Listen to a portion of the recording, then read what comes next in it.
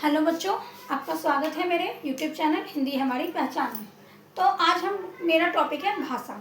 मैंने भाषा इसलिए चूज़ की है कि अब स्टार्टिंग से स्टार्ट करते हैं और आप देखेंगे कि अगर आप हिंदी ग्रामर पढ़ते हैं तो आपकी जहाँ तक आप हिंदी ग्रामर पढ़ेंगे सबसे पहला टॉपिक आप उसमें भाषा ही देखते हैं। तो आज हम भाषा को आसान तरीक़ों से समझेंगे कि भाषा क्या होती है। ऐसे देखा जाए तो जब भी हम कुछ बोलते हैं या लिखते हैं किसी भी रूप से अपने मन के भावों को दूसरों के सामने प्रस्तुत करते हैं या दूसरों को बताने की कोशिश करते हैं तो उसके लिए हम एक माध्यम का प्रयोग करते हैं। वही माध्यम हमारी भाषा है। अगर रियल वर्ड में देखें तो भाषा किसे कहते हैं? तो भाषा वह साधन है, भाषा वह साधन है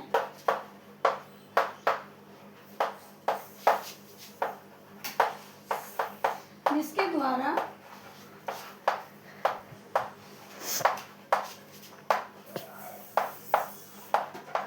हम अपने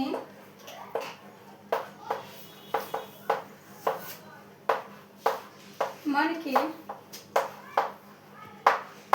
भावों व विचारों को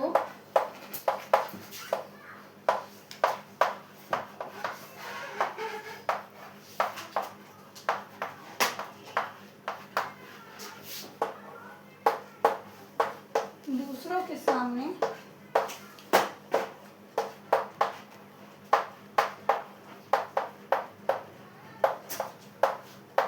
प्रस्तुत करते हैं। तो आप लोगों को पता होगा कि हमारा जो भारत देश है ना वो बहुभाषी देश है। हमारे भारत देश में कम से कम जो मुख्य भाषा 122 से भी ज़्यादा भाषाएं बोली जाती हैं और पूरे विश्व में कम से कम 1600 से भी अधिक भाषाएं बोली जाती है। तो भाषा एक साधन होता है जिसके द्वारा हम कुछ भी बात दूसरों को समझाने के लिए प्रयोग कर सकते हैं। इसका मतलब ये है कि हमारे प्राचीन समय में भाषा का प्रयोग नहीं होता था क्योंकि वो कैसे वर्ड्स यूज़ करते थे ये हम नहीं कह सकते। अब हम देखेंगे कि भाषा के रूप, तो भाषा के पहले तो हम 2 ही रूप पढ़ते थे लेकिन अब हम भाषा के 3 रूप पढ़ते हैं। तो पहला होता है हमारा मौखिक भाषा। तो यहाँ पे मैं मौखिक भाषा को बताना चाहूँगी कि ऐसी भाषा जिसको हम बोलकर दूसरों के सामने प्रकट करते हैं उसे हम मौखिक भाषा बोलते हैं। दूसरा हमारा है लिखित भाषा, जैसे कि हम अपने लिखकर अपने विचार जब हम दूसरों के सामने प्रस्तुत करते हैं उसे हम लिखित भाषा बोलते हैं। यहाँ पे जो आपके पेपर होते हैं या फिर जो आपके पेपर होते हैं उसमें भी हम देखते हैं। और तीसरा हम देखते हैं सांकेतिक भाषा। अब हम ये देखेंगे कि ये है क्या।